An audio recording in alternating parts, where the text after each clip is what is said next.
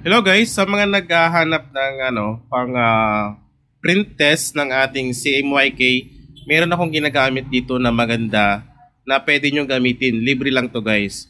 Meron ako biniling bagong printer na L121. Ito ay pang malakasan sa akin para sa mga documents printing. Yan. So dalawa yan. Yung isa kasi, yung aking sublimation para sa ating mugs at sa t-shirt. Ayan. Ito yung ginagamit ko pang sublimation. Tapos bumili ako ng bago para sa ating documents naman. Ang gamit ko ay L1300 saka yung L3210 tapos itong bagong L121. So magta-try tayo ng CMYK na test color natin para sa ating printer. Ito yung ginagamit ko pa nagtitest print ako ng mga kulay para sa ating printer. Para pag hindi maganda, mag-head clean ka na lang para makita mo yung pinaka best result niya. Yan. So libre lang to guys, i-download nyo na lang sa ating website. Tapos pwede nyo i-save yan tuwing every morning or pag mag-o-open ka ng printing shop mo, pwede ka mag-test print ng ating mga kulay ng ating printer o yung CMYK natin. Yan. So kagandahan kasi dito guys,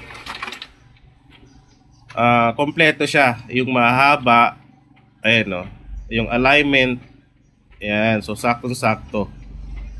Yan, diba? CMYK mark calibration. Ayan o. Yung black, yellow, magenta, yung cyan. May maliit, may malaki. Ayun o, iba-ibang siya.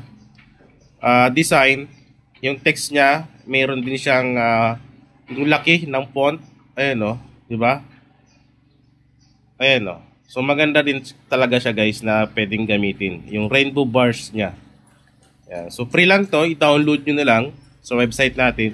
So i-click nyo na lang yung link dyan para sa mga hindi pa nakakalam ng website natin.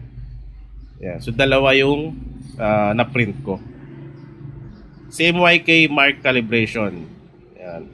Para to sa mga test print every morning para sa maintenance ng printer natin. So mas maganda kasi guys, test print ka every morning bago ka mag-open para makita mo kung merong mga lines na putol-putol, at least ma-head clean mo yung printer mo, di ba? Para pag may customer ka, okay na kaagad yung printer mo.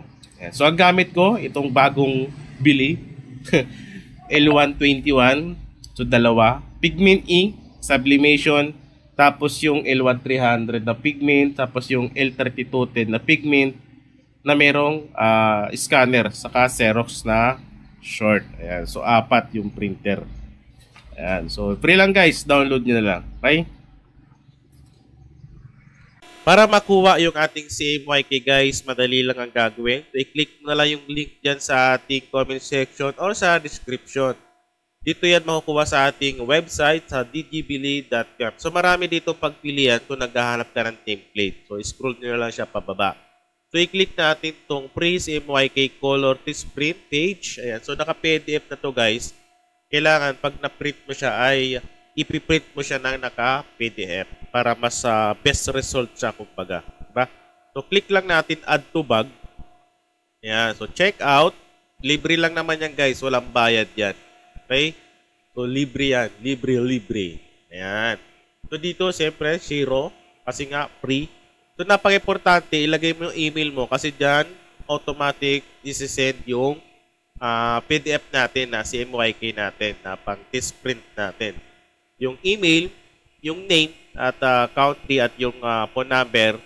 Tapos, dito ay, ilagay mo na lang, thank you. Ayan. So, lagay mo na lang dyan, thank you. Pwede ka mag-donate ng piso kung gusto mo. Okay? So, ilagay mo lang dyan, thank you. Sabay, continue. Pero napaka-importante guys, yung email. Okay? So, click mo yung email dyan. Yan. So, napaka-importante yan. Yung full name, yung phone number. So, napaka-importante yan guys. Yan. Saka dito, ilagay mo ay, thank you. Yan. Sabay, continue. Yan. So, continue mo lang. Automatic na yan. Masisend doon sa email na nilagay mo. Ayun. Thank you for your order. So, click nyo na lang yung link nyo click nyo na lang yung email nyo or check nyo na lang yung email mo kasi doon isi-send automatic yung PDF natin.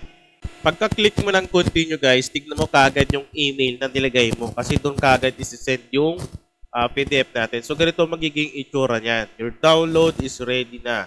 Yan. Free CMYK color 3 print page. Ready to print kasi PDF na siya. So click mo lang yung download file.